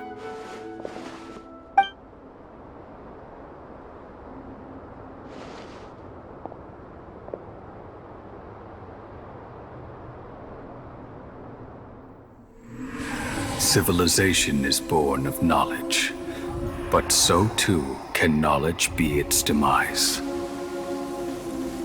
A disaster caught us unaware. It was knowledge that did not belong to this world. King Deshret brought this forbidden knowledge into our world, and it quickly spread like a plague. People's minds were filled with crazed whispers. Dark gray scales spread across their bodies. Even the land was stripped of its vigor.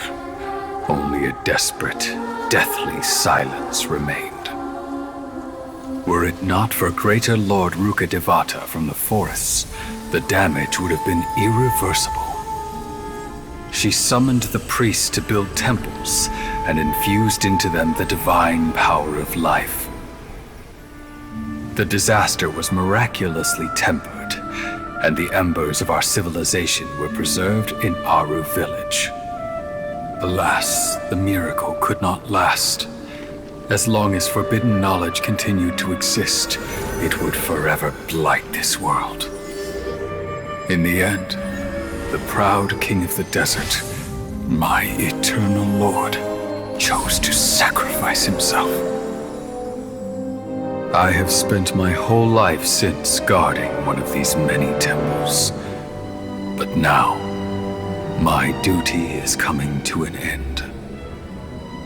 As I close my eyes for the final time, the sight of that noble deity will appear in my vision once more.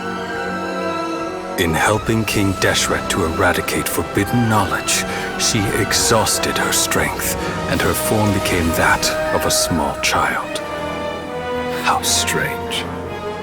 Now that I think of her, I no longer have any fear of death, for I sense that the spirit of life will abide with me during my eternal sleep. Children of the desert, cling no longer to past grievances, but hold tight to the memory of this act of benevolence. What was that? The priest's memories. No, impossible! Greater Lord Rukkhadevata. So the former Dendro Archon and King Deshret were never enemies at all.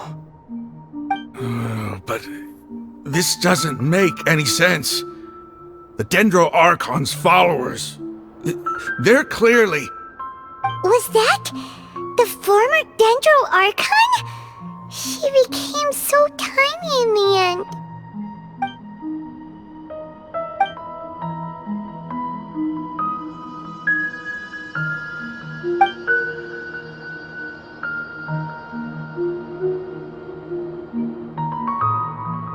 You might be distrustful of the Akasha, but there's no reason for you to doubt King Desheret's technology. You've just witnessed his priest's last words. I've never heard about any of this before. The surviving followers of King Deshret all gathered in Aru village. Our god did not make mistakes. We refused to believe any of the rumors. King Deshret's death, the all but total annihilation of our civilization, it was all Greater Lord Rukkhadevata's doing. We saw her as nothing more than a traitor, who stabbed us in the back in our moment of crisis. Just like us humans, fighting, feuding, double-crossing each other to survive in the desert. You were blinded by your prejudice.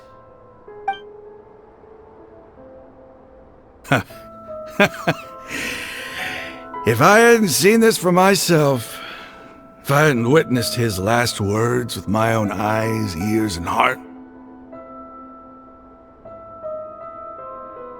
how could I ever begin to accept this?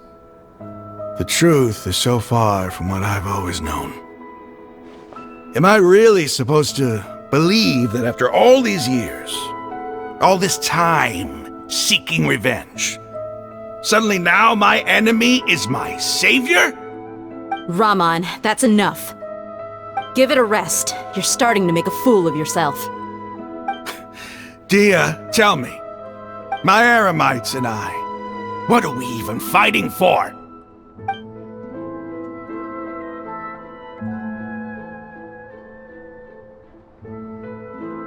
Hey, how you doing? I'll live. Thanks. I should probably go. Can't just stay here forever. What's your next move gonna be? Oh, I know what you're going to ask. I feel deeply ashamed of everything I've done. You'll get everything you're asking for. But please, give me some time.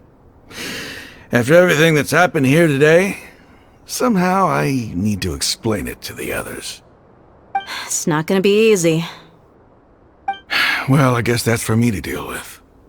Dia, this is where our camp's located. Make a note of it.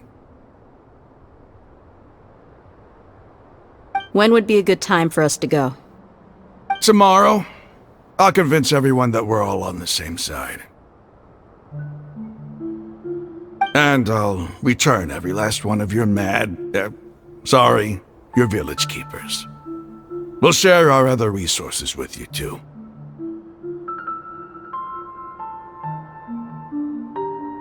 You seem to finally understand that our true enemy is the sages. Yes. The gods never gave up on anyone. It's the people responsible for all this that need to face the consequences of their actions. That must have been rough, but he seems to have figured things out now. Rahman's no fool. Being the leader of your own faction in the desert is no easy feat. It's too bad he was held back by his belief in King Deshret, but now that that's changed, I guess we have a few more people on our side. The outcome, at least, is favorable. We should get going too. Let's head back, have a proper meal, and a nice, long sleep. We'll need all our energy tomorrow.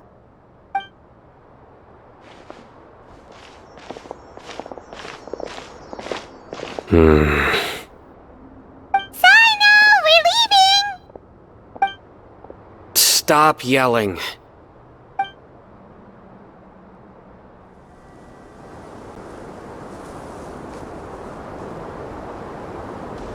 Rahman, we're here. Everything's been arranged. Someone will bring the village keepers back to Aru village shortly. I guess all I can say now is, thanks for agreeing to help. Don't mention it. I think we can both agree you went to hell and back for it. But we share a common cause now. From here on out, we're allies. Where are the perpetrators? I'll bring you to them. Follow me.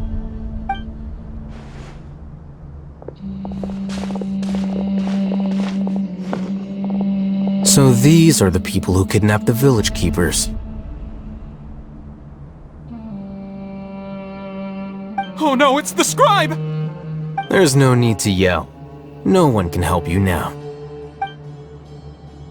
We've been all over the desert trying to find you! That's right.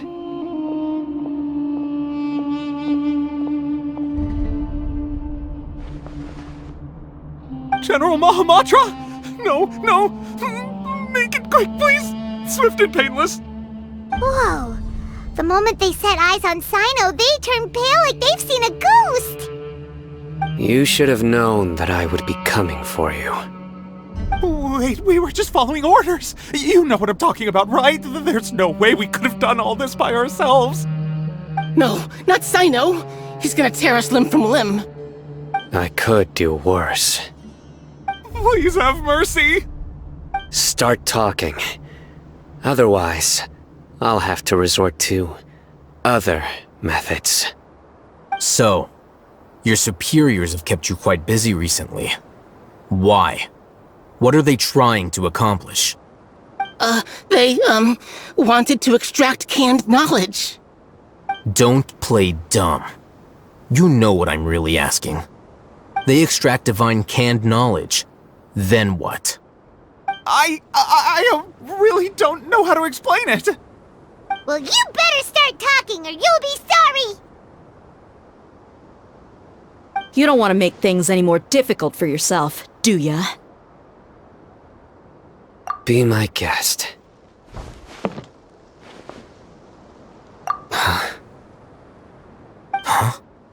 Uh-huh. That sure didn't sound like a fancy metaphor or anything. You're serious, aren't you? How did you know? There's no use hiding it now. Yes, you're right. The Academia is working on an important and potentially world-changing project. They are creating a new god. A god that will belong to them and to the people of Sumeru. It may seem as if Sumeru's academics are thriving, but ever since the death of Greater Lord Rukkhadevata, scholarly breakthroughs have been few and far between.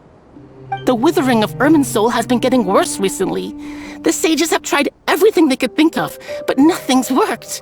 I'm always hearing them say things like, if only Greater Lord Rukkhadevata was still with us. Continue. And then, someone from the Fatui showed up. They called him the Doctor. He brought a gnosis and said he wanted to borrow the Academia's research facilities. The Doctor was previously expelled from the Academia. At first, the sages looked down at him in disdain. But when he said those words, everyone's expression changed. He asked them, "Do you wish to create a god?" This is what the arrogant ignorance at the extreme end of academia looks like. First, the Academia spent a long time constructing a divine vessel, which was based on an exquisite humanoid puppet. After that, they harvested dreams via the Zeb-Zerus Festival Samsara, maximizing the Akasha's output. With the Doctor's help, and the Akasha now functioning at maximum efficiency, they were able to use it to extract the power from the Gnosis and convert it into a divine core. Next, they decided that their new god needed to possess divine wisdom. For that to happen, they needed a huge quantity of divine canned knowledge. It adds up. But how do you determine whether the knowledge extracted is of divine origin? Call it an educated guess? The Academia has been trying to figure out the exact source of the Scholar's madness for centuries, but to no avail. Nobody can explain the cause of this phenomenon. Surely you can see what that implies, Scribe Al-Haytham. If it's knowledge no mortal can comprehend, then it must be something only gods are able to decipher. In other words, it's the source of the God of Wisdom's omniscience and omnipotence.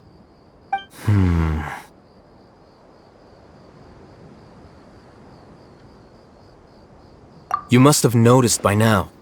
The Academia doesn't care about who their god is. It's the ability to exercise control over knowledge and wisdom that matters. It is as if they are cursed with a desire for omniscience and omnipotence that burns in their blood. Some organisms demonstrate phototaxis, and thus orient their entire lives in respect to sources of light. For the sages, their only source of hope is the existence of a deity who embodies the acme of wisdom. This is but a form of phototaxis.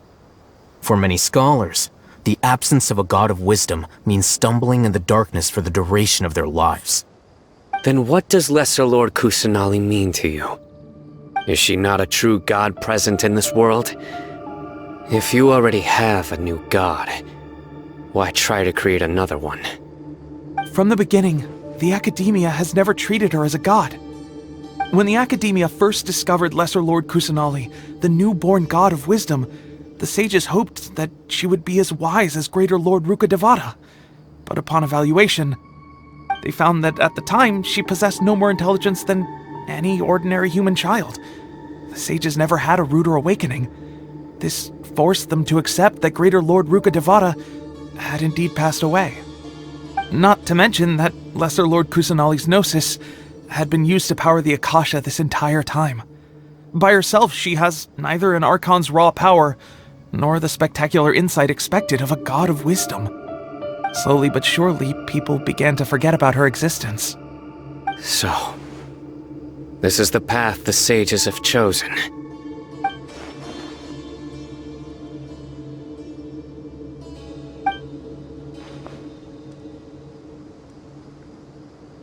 Alright, let's try to keep our cool. If everyone's in a bad mood, then let's change up our scenery. Rahman, give me a few men to help us escort the village keepers back to the village. And these two scholars, they're coming too.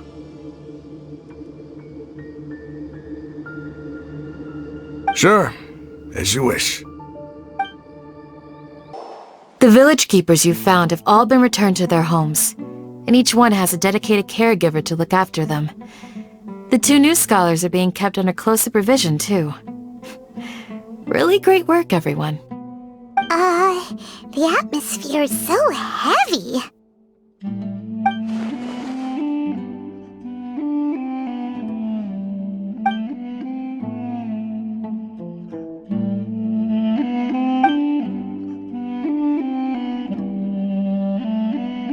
Hey! Say something! Stop spacing out! Come on, is there nothing left to talk about? In that case, let's all get some water and try to think about something else. Or I can go fetch some snacks. Oh, Paimon's so coming with you! Do you have any plans, traveler? Gods above, you're not talking about work, are you? So you were still withholding some information?